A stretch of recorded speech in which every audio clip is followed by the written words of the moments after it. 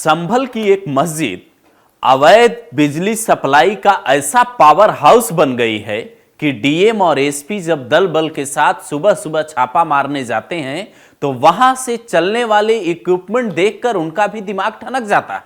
आप कहेंगे एक मस्जिद को अवैध बिजली सप्लाई का पावर हाउस क्यों कह रहे हैं? आखिर एक धार्मिक स्थल को लेकर ऐसी बातें वहां क्यों हो रही है? मस्जिद और मदरसों से बिजली की ऐसी सप्लाई का जाल किसने बिछाया है? पूरी कहानी क्या है? तो आप तस्वीरों में देखिए कैसे जो मस्जिद का इलाका है वहां से तारों का जाल बिछाकर पूरे इलाके में करीब 100 घरों में बिजली चोरी की जलाई जा रही है।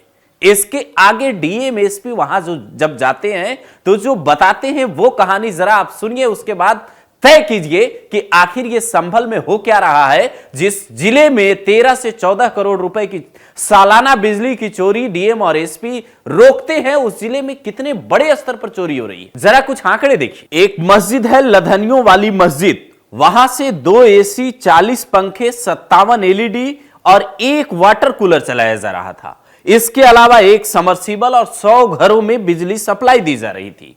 जहां यह मस्जिद है उस इलाके में 25% एससी, 18% एसटी और 13% मुस्लिम आबादी है। खगुसराय मोहल्ला जो है वहां भी लगभग यही हाल है।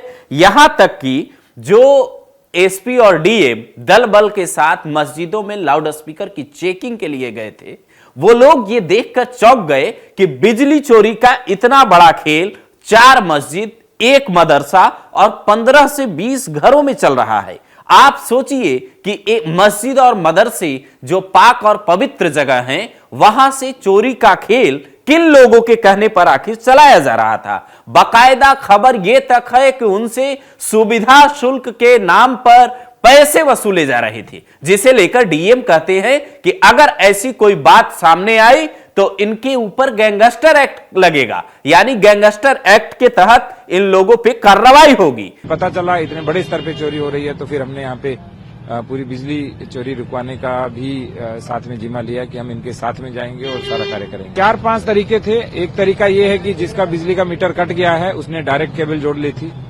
एक तरीका ये है कि उन्होंने अपने अंदर ही एक ट्रांसफार्मर टाइप बनाया हुआ था जिसके 2 पार्ट बना लिए थे। तो एक खटके से ओरिजिनल मीटर से शुरू होता है, दूसरे खटके से जो तार है उससे शुरू होता है। तीसरा, जहां मीटर लगता है उसके ऊपर से एक कटिया डाल ली गई है और उस कटिया के माध्यम से चोरी हो रही थी। यहां तक कि आप ये समझिए कि जब पुलिस प्रशासन इतनी मुस्तैदी से उन इलाकों में काम कर रहा है, उसके बावजूद ये अवैध बिजली चोरी की खबरें क्यों आ रही है? ये बात जब वहां के अधिशासी अभियंता यानी बिजली विभाग के अधिकारी से पूछा गया तो वो कहते हैं कि दीपासराय और कुछ इलाके ऐसे हैं जहां अधिकांश घरों में बिजली चोरी की खबरें हम लोगों को तो मिलती है, हम लोग लेकिन वहां पे जैसे ही हमारे लोग वहां पे निरीक्षण करने जाते हैं उनके साथ मारपीट तक हुई है।